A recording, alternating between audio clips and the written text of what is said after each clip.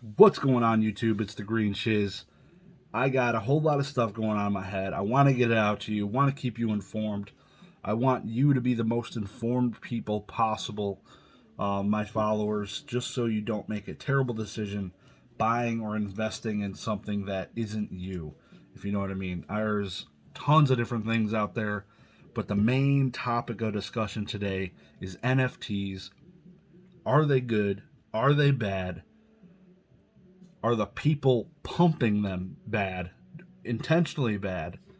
Let's get into that.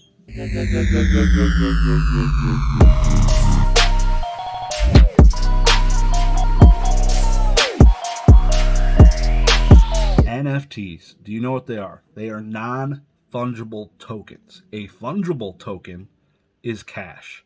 You could take $5 bills and trade them for $5 bills. You could trade, you get the same thing that you're trading. You can trade it in. A non-fungible token is something built into the blockchain. For example, a CryptoPunk.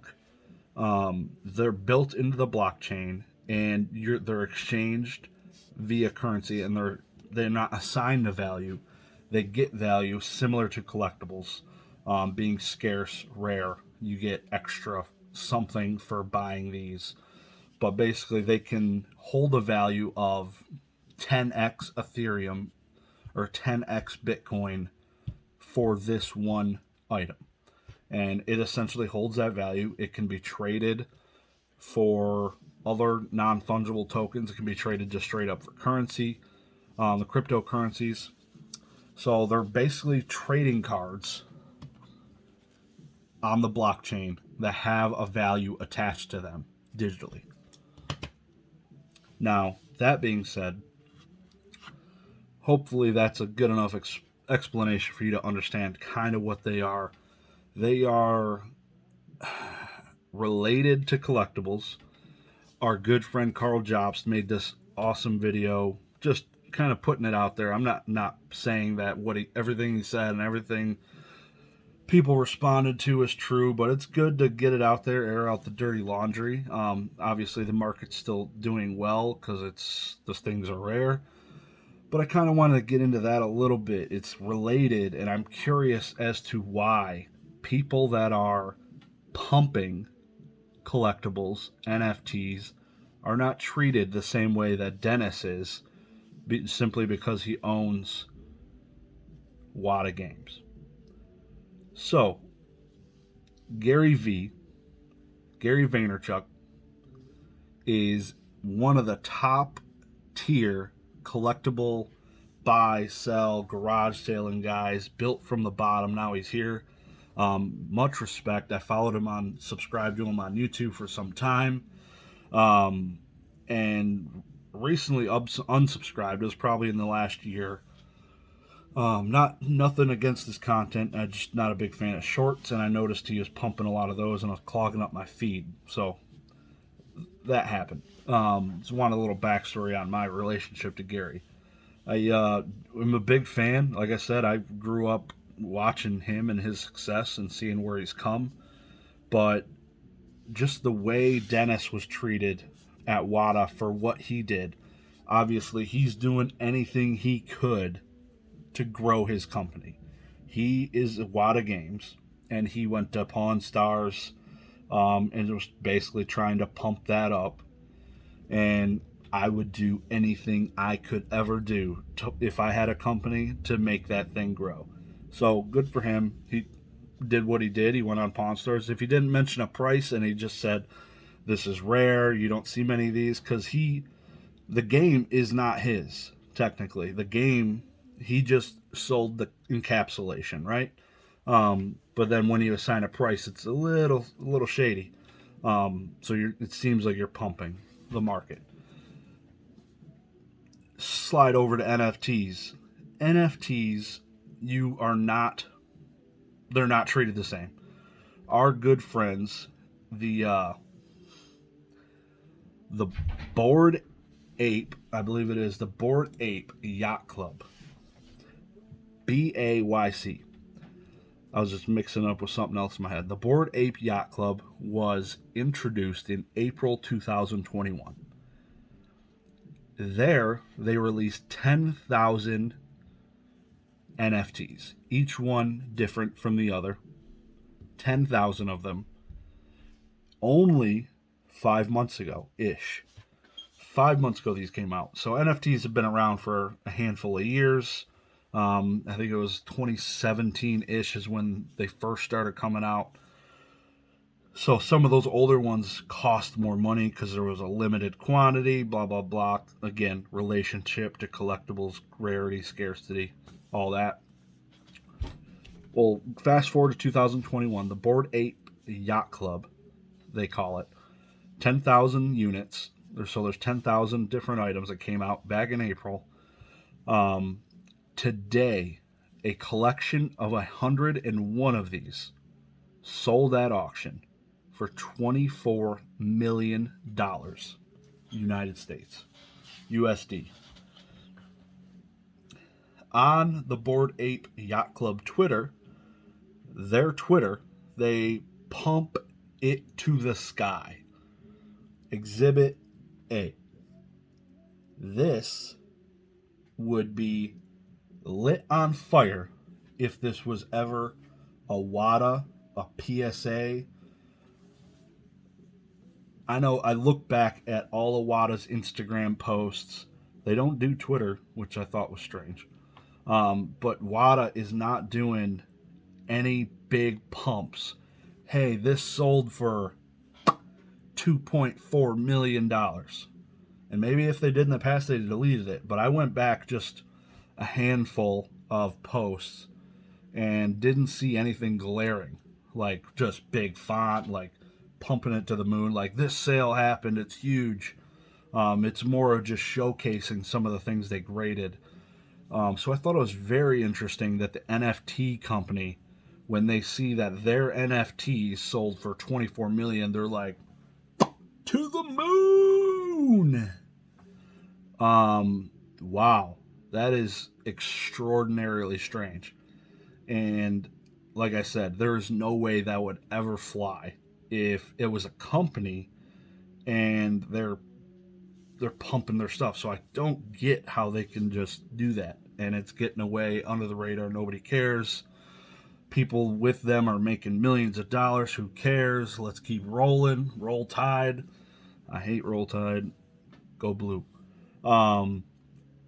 So related, just the pumping of NFTs is just disgusting. Recently watched Logan Paul Impulsive Podcast, his most recent one with the one and only Mr. Beast. Mr. Beast, the number one YouTuber in the world currently growth-wise. Not the most subscribers. He has to pass Baby Shark and their whole massive company, PewDiePie and all those other ones. Currently, growth-wise, he's huge. Everybody knows Mr. Beast. If you don't know him, then you're probably older. Anyways, like I got his logo right here. Bing! Anyways, Mr. Beast is sitting at Logan Paul's house, or in Vegas. They're in Vegas, so not his house. And they're just shooting the crap. And Mr. Beast mentions that he gets a call late at night from Gary. Gary V calls him late at night. And he's like, Mr. Beast, hey, Jimmy, you got to get on this call. You got to get on this call right now. So Jimmy gets on the phone, like just woke up from a sleep. Yeah, Gary's calling me. I got to get on the phone. So he's on the phone, and Mr. Beast sees this is a call with a lot of people. Sees Logan in the call. So Logan, while they're doing this podcast, it comes up, right? Because they're both on this call. And Gary is pushing the people in this call, according to this podcast, to buy some punks. CryptoPunks is a older NFT. Don't know the exact date, but it's irrelevant. So Gary Vee is telling all these people, you need to buy some CryptoPunks. You're going to make tons of money. Jimmy is not a child. Logan's not a child. Both in their 20s. Jimmy's young 20s. And it just blows my mind that Gary can pull in the Knights of the Round Table. Literally, Logan Paul was the number one YouTuber back in the day, still a very prominent figure in the world, as you can see from all this crap he's doing with the fight in Mayweather, number one sold out pay-per-view this year. I know it probably ranks in the top 5 all time, I'm guessing. So these are massive characters, people, on this call with Gary. Gary's pumping this to them to buy. Who else is on this call? You're not just going to have Mr. Beast, Logan Paul, and broke legs Steven from gym class down the road that failed PE. It's literally just going to be massive figures. So Gary's calling in these people, getting a whole group of people, and pumping these guys. And Jimmy says he buys some. So all it takes is for Gary to get these guys to buy it, get a couple guys to tweet about it, and to the moon it goes. To the moon. It happened with Pokemon. He was pumping Pokemon. Charizard's the next. These are the amazing rookie cards. They'll never break legs. Blah, blah, blah. Spewing all this crap. And I had a bunch of sports card collectors hitting me up to buy cards. And then it went away. And then our prices dropped. And now we're here where we are. It blows my mind, the stuff that's going on. And poor Jimmy is woken up from this call. And he's like, yeah, sure, I'll buy some. He bought them and then flipped them. Made some money. So people lost money. Some people, the money, not everybody's going to the moon. People are losing money. When you're making money, somebody else took an L. You know what I mean? So it is what it is. And so you get all of these top S tier celebrities in this call. Somebody tweets about it. It goes up higher. Gary is playing this game like he hasn't stopped forever. What would you do? Like, could you imagine if the top 20 Pokemon collectors got on a call and said, hey, we're all going to buy PSA 10, Neo Genesis, all of it. We all have tons of money. We could do it in the matter of hours. Go get it. The price of those cards would skyrocket. They could own the market and it would be done. And they could tweet about it. They could do this. They could pump it up. And it's crazy that you can't really do that for stocks, right? You can't pump your stocks. If you own a large share of stocks, if you're a shareholder, you can't just pump them. It's illegal. Versus NFTs, crypto, which is what you saw Elon bumping Doge. You saw just tons of people pumping and dumping and pumping and dumping. Doge crashed down. It was up to $1 almost. Just, you got Gary Vee playing his game, hustling his friends to buy into this, waking them up in the middle of late at night, I'd guess, because he's East Coast, Jimmy is, versus Gary, who's probably West Coast. Just woke him up out of nowhere to get him to buy into this stuff. This kid, like, you're 20, what are you, 25, Jimmy, 23, and you get woke up by this older gentleman, and he's pumping you to do this, and he is very persuasive. If you haven't watched any of his anything, go watch Gary Vee give a presentation, and he can persuade you to buy anything. He'll sell ice to an Eskimo. He's a great salesman, which is good. That's why he's where he's at, and why he can get 20 or 10 or 5 of the top tier celebrities onto a call to buy these NFTs. It just absolutely blows my mind. So you get all these people, they pump it up, the prices go up. So obviously they're going to tweet about it. It's going to keep going. It's going to keep going. So going back a little bit to the Bored Apes, like I said, there was 10,000 of those. Of those 10,000, I think 5,200 people own the 10,000.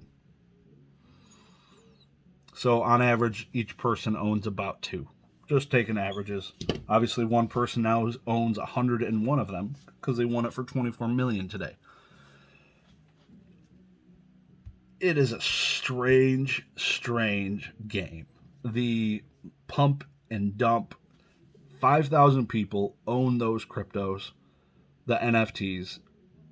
God knows most of them have to be loaded. It's just a way for them to stay off of cash and transfer money, it seems, between the ultra rich. Because you're not going to be just dropping 150K on this monkey hoping it goes up. Highly recommend you never buy any NFTs that came out this year, because they're just like all the Dogecoin, the Rabbit coin, all the random coins that came out this year. People saw that with NFTs, and my grandma could go in there and make an NFT. Oh yeah, look at this cute NFT. It's got this fancy picture. Buy it. It's worth 30 Bitcoin. I swear it is. And if somebody buys it for 30 Bitcoin, then that's the value of that thing. So the next guy is going to not sell it for less than that, or else he's going to lose his nuts. But it's not the actual, it's strange. Don't do it. Honest recommendation. I wouldn't get into NFTs. It's a chance. You need to beat the Gary V call. Gary is the market, one of the market setters for NFTs. You'll look at his YouTube. There's tons of NFT videos. It's pretty gross. But you just need to beat the Gary call. You need to know what Gary is telling everybody to buy before he does. A lot of people still wait for Gary to tell them what to buy. They go and buy it, and by that time, that's when he could be cashing out, making tons of money, because they just brought it to the moon. So you need to beat the call. You need to stay ahead of the game, get knowledgeable, and that's your takeaway. You just need to, like I did, reading through some of this crap. I read for quite a few hours, checking out some of this NFT stuff, and I've watched tons of videos before today, reading the hours of material. People getting into it and getting screwed because they buy the wrong things, and it's lots of risk. Lots and lots of risk. Not recommended. Do something. Get something more. You can hold it. I don't know. Call me old school. It is what it is. Appreciate you all. Have a good night.